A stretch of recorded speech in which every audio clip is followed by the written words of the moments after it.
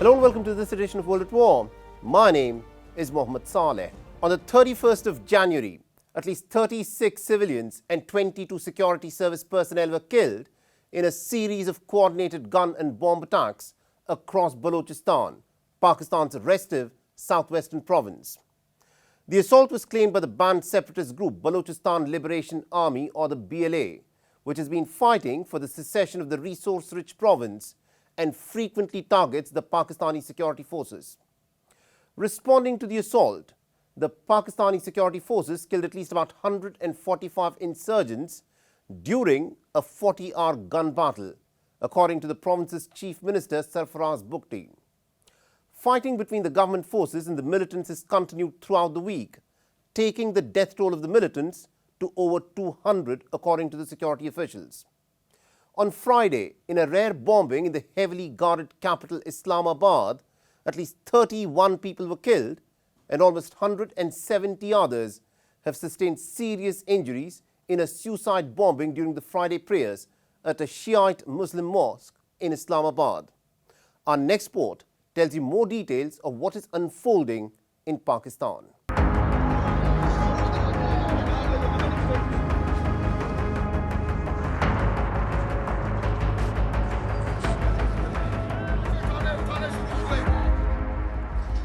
Pakistan is fighting a war within, and it appears to be outgunned. The insurgency hit the province of Balochistan this week. It was rocked by a series of coordinated gun and grenade attacks, in which more than 50 people, both civilians and security personnel, were killed. Pakistan's banned separatist group, Balochistan Liberation Army, claiming responsibility for the deadly attacks, said that it had launched a coordinated operation dubbed Hair Off or Black Storm, targeting security forces across the province. Reportedly, armed men almost simultaneously across the Quetta, Gwadar, Mastung and Nushki districts opened fire at security installations, including a Frontier Corps headquarters, attempted suicide bombings and briefly blocked roads in urban areas. In the provincial capital Quetta, burnt-out vehicles at a police station, bullet-riddled doors and streets sealed off with yellow tape narrated a tale of violence and destruction, even as the security forces patrolled the streets and movement was restricted. As the authorities imposed months-long security restrictions on the province, banned public gatherings, demonstrations and limiting traffic movement, a sense of deep insecurity engulfed the streets. The sound of gunfire was heard. As soon as my cousin stepped outside the house, he was hit by a bullet. Gunshots were still going on. On Sariab, Kambrani Road, wherever you go, you will find these attackers, like there is no one to hold them accountable. No one is safe. Anyone who leaves home has no certainty of returning safe and sound. There is constant fear over whether they will come back unharmed. Business was already slow due to the cold weather, and when such incidents occur, chaos follows, forcing people to shut their shops and return home. The next day, Sarfaraz Bukti, the provincial chief minister, struck a defiant tone while talking with the media in Quetta. He lauded the troops and police officers for responding swiftly to the attacks and killing at least 145 Baloch militants in a 40-hour gun battle. We managed to kill 145 terrorists in 40 hours. This is the highest number since Pakistan is facing this war on terror. You know that over the course of the entire year, based on our performance, more than 1,500 terrorists have been killed. During this period, about 58,000 small-scale operations, known as intelligence-based operations, were carried out in the province. The militants want us to surrender. We will not. We are ready to fight this war for 1,000 years. This country is ours. This is our motherland. We will fight for it. We are not prepared to surrender even for a second. They may carry out thousands of such attacks against us and try to destabilize us. They cannot take 1 inch from us. On Monday, addressing Pakistan's National Assembly, the Defence Minister of Pakistan, Khwaja Asif, made a rare admission. The Pakistani security forces were handicapped against Baloch rebels due to the sheer size of the Balochistan province. He had earlier said that 2 of the attacks involved female fighters. Balochistan is Pakistan's largest province by territory, covering nearly 44% of the country's total land, but the smallest in terms of population. Despite being blessed with mineral resources and vast reserves of natural gas, the province has remained the country's poorest, giving rise to a broader rebellion.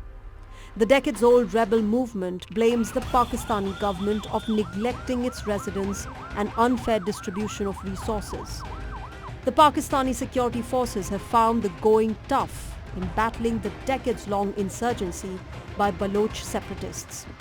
On Friday, as worshippers gathered for the Friday prayers in the Shiite Muslim mosque on the outskirts of Pakistan's capital Islamabad, a devastating suicide explosion killed dozens and wounded scores of worshippers. Reportedly, the suicide bomber was stopped at the gate of the mosque before detonating the bomb.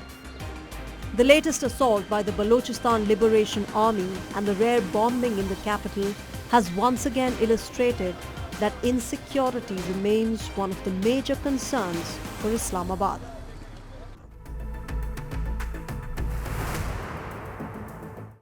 Nearly 200 people were killed by gunmen in western and northern Nigeria on the 3rd of February in the western state of Kwara. Reportedly, close to 170 people were killed in a ferocious shooting attack after they rejected attempts to impose hardline rule. Whereas in the northern state of Katsina, the armed bandits killed at least about 25 people in a village, despite a peace agreement that was meant to shield the community.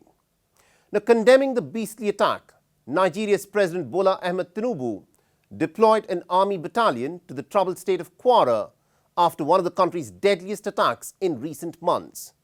Our next report tells you what is happening in Nigeria.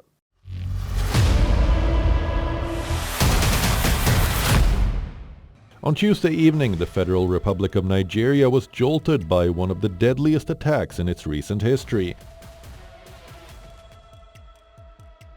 In the western state of Kwara, gunmen stormed the Wuru village and massacred at least 162 people.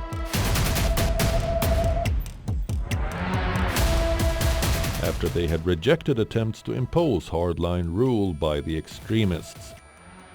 Amnesty International noted that many of the victims were shot at close range and some were burnt alive.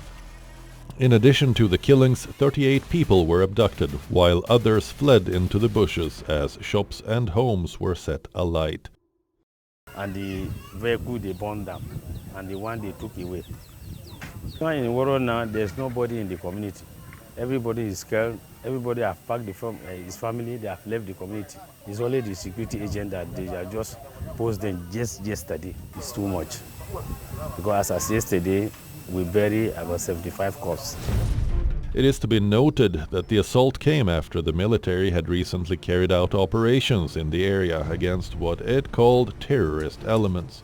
Although no group has claimed responsibility for the dastardly attack, the state government blamed terrorist cells. And Nigeria's President Bola Ahmed Tinubu and the locals blamed the attack on Boko Haram jihadists. Condemning the attack as cowardly and barbaric, President Bola Tinubu deployed an army battalion to the troubled state. The deployment, codenamed Operation Savannah Shield, has been launched to checkmate the barbaric terrorists and protect defenseless communities. Our correspondent Luisa Ulani sent us this ground report in the aftermath of this horrific incident. President Tinubu, in his fury, has deployed an army battalion to Kwara State following the massacre in Woro village on Tuesday that has seen no fewer than 162 persons killed and counting, while search is ongoing, according to the Red Cross.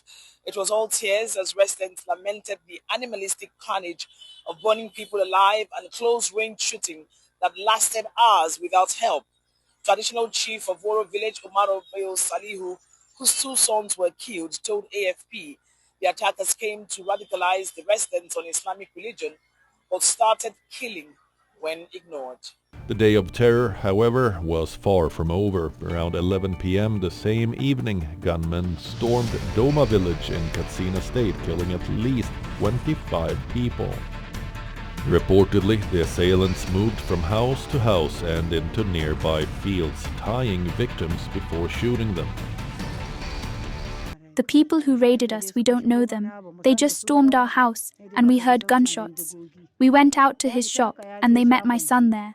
He pleaded with them, but the bandits said, "No way, we will not spare any man."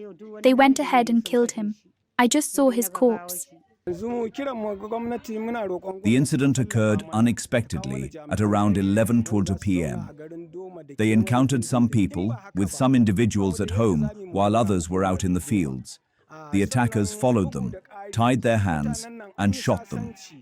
We received support from the government, and eventually, soldiers arrived to evacuate the bodies to our local government headquarters in Tofoki. An official came today, and the burial took place shortly thereafter. According to local officials, the attack came 5 months after villagers had reached an informal deal with gunmen not to target the area. Such arrangements, in which communities provide cash or food in exchange for protection, have become rather common across northwest Nigeria, but often collapse, leaving residents exposed to reprisals. The most populous African nation is plagued with security challenges on multiple fronts, including a 15-year-long Islamist insurgency in its northeast, separatist violence in the southeast, and frequent deadly clashes between farmers and herders in the central region. The challenge of this multiple-front war is daunting, especially for a frustrated and demotivated Nigerian security force.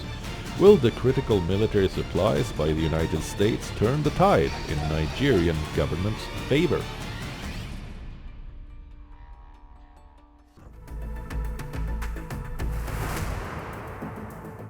Since a ceasefire came into effect between Hamas and Israel on the 10th of October last year, Israel has killed at least about 556 Palestinians and has wounded 1,500 others, according to Gaza's health authorities. Whereas by Israeli military's own estimate, 4 of its soldiers have been killed in the same period in the Gaza Strip, in what Israel claims are suspected militant attacks. Although people have been killed almost daily in the Gaza Strip since the start of the ceasefire, Saturday's toll was particularly high. 32 Palestinians, predominantly women and children, were killed in the Israeli bombings in the Gaza Strip, even as the Israeli military has tried to pin the blame on Hamas's ceasefire violation. As the world's attention has shifted away to other war zones, the dance of death continues unabated in the Gaza Strip, prompting the Palestinians to question, is this even a ceasefire?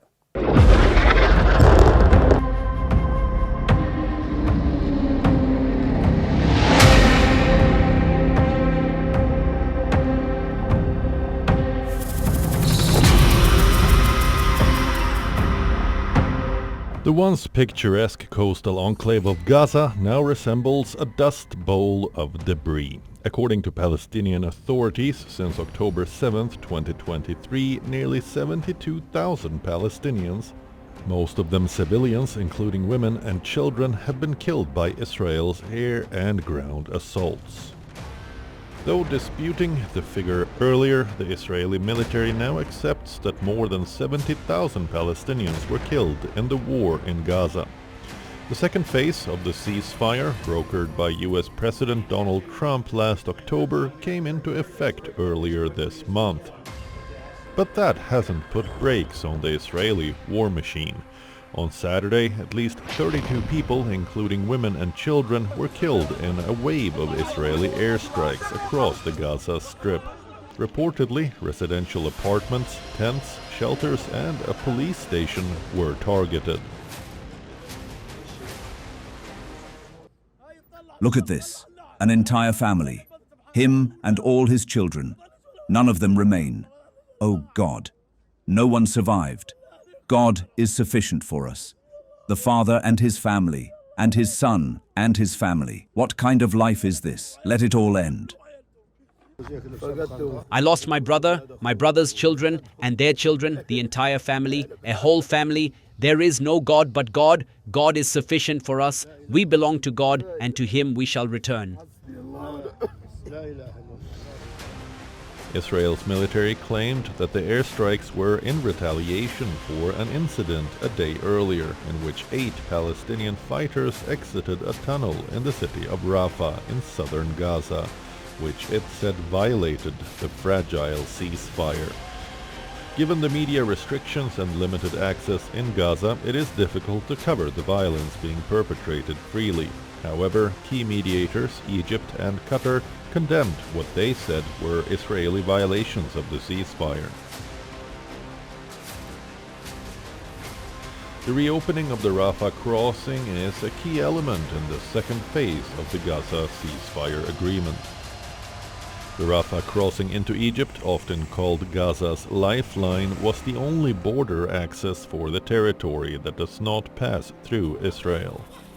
The Rafah crossing is a lifeline. If it opens, our lives will change and we will be able to travel.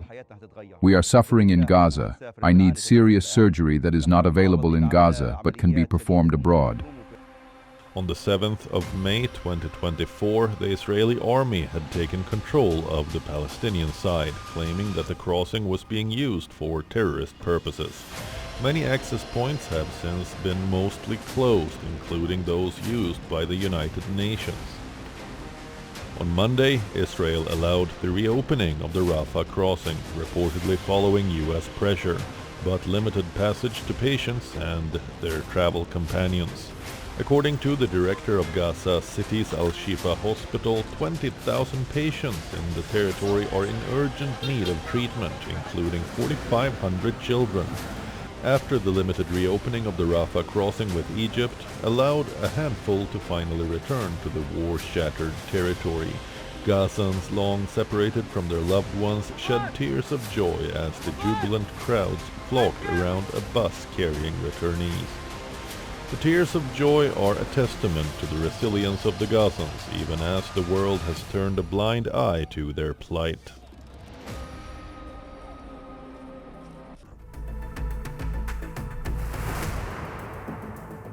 A top Russian military general has been hospitalized after he was shot several times in his residential flat on the outskirts of Moscow. Lieutenant General Vladimir Alexeyev, although seriously injured, has managed to survive the attack. The attacker managed to flee from the scene, but the Kremlin is making no bones about this. In a categorical accusation, the Russian Foreign Minister Sergei Lavrov has said that it is Kiev that sought to assassinate the Russian general, who is the number 2 in the main directorate of Russia's GRU intelligence, and is also hailed as the hero of Russia for his role in Russia's intervention in the Syrian civil war. Now, this is not the first time that Ukraine has been accused of assassinating or seeking to assassinate the top Russian military brass. In the biting cold of the winter, at a time when the Ukrainian power grid has been hammered with wave after wave of Russian missile and drone attacks on its power grid and other energy facilities, this assassination attempt has made negotiations that much more difficult. So what is playing out at this moment in the battlefields of Ukraine? Our next report tells you more.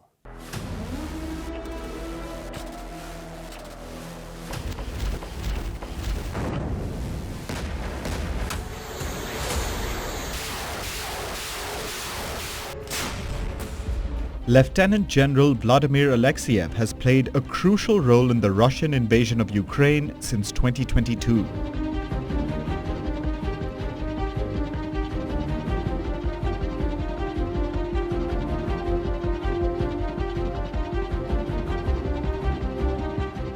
He was sent to negotiate with Yevgeny Prigozhin, the head of the Wagner Group, when it staged its mutiny in 2023. He has also been sanctioned by the United Kingdom and the European Union after he was accused of masterminding the nerve agent attack in Salisbury in 2018. And he is also hailed as the hero of Russia for the role he played in the Syrian civil war when Russia had intervened. But on the 6th of February, he was shot in his apartment several times by an attacker, who then managed to flee from the scene.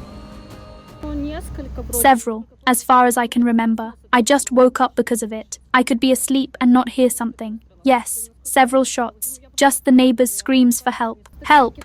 And then she called police. This is all I heard. Other neighbors rushed out too. They asked how they could help, should they call ambulance and police, but she had already called them. This is not the first time that a top Russian military general has been shot. Another Russian general, Igor Kirillov, was killed in an explosion near his apartment in 2024. Russian Foreign Minister Sergei Lavrov wasted no time in accusing Ukraine of being behind the attack.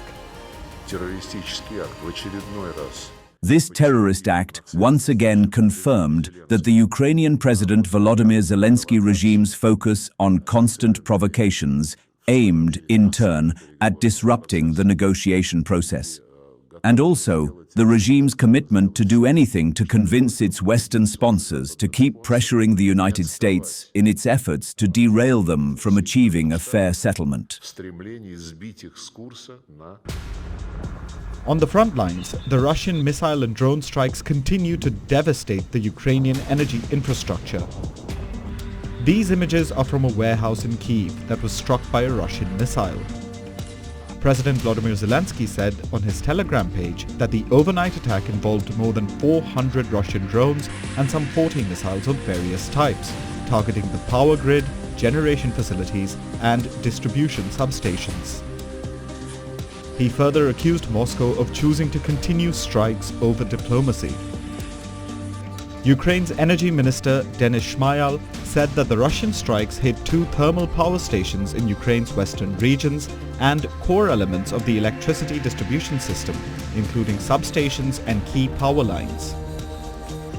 So, it's not just the front lines where Ukraine is fighting a battle to hold everything together, but even in repairing its infrastructure that is being struck night after night by the Russians. Every day matters. All decisions must be implemented as quickly as possible. The same approach applies to the energy sector. There are no weeks or months available for repairs or equipment supply. Many things are being actively accelerated. I want to thank all repair crews and every worker of utility services who are truly helping.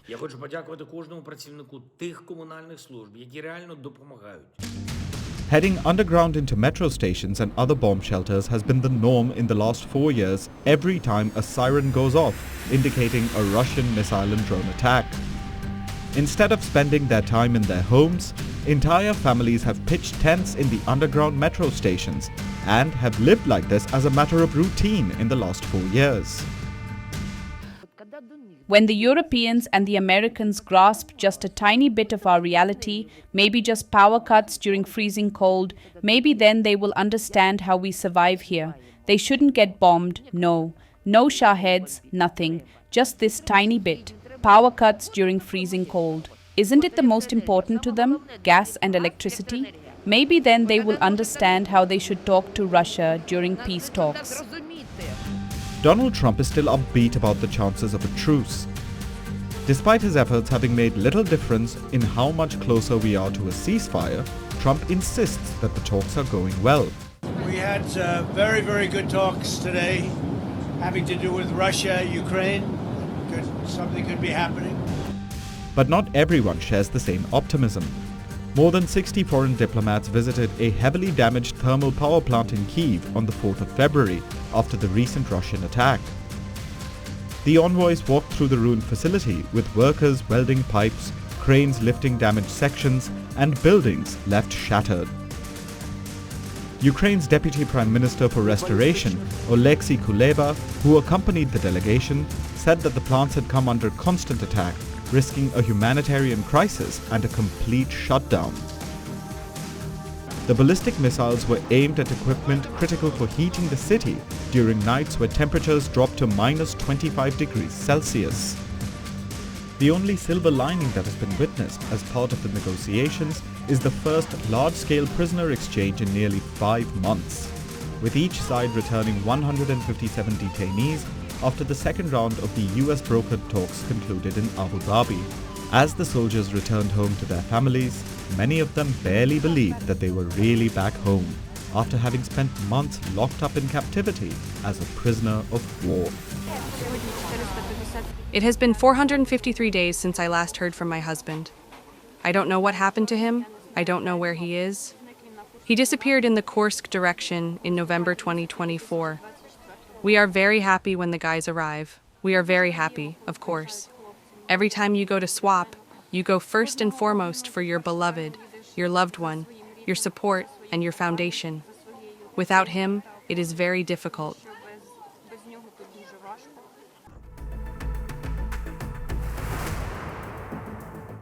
And with that, it's a wrap on this edition of World at War. If you want to reach out to me with any comments, feedback or suggestions, please feel free to do so on the ID that you're seeing on your screens. I'm your host, Mohammed Saleh, and I'll see you again next week.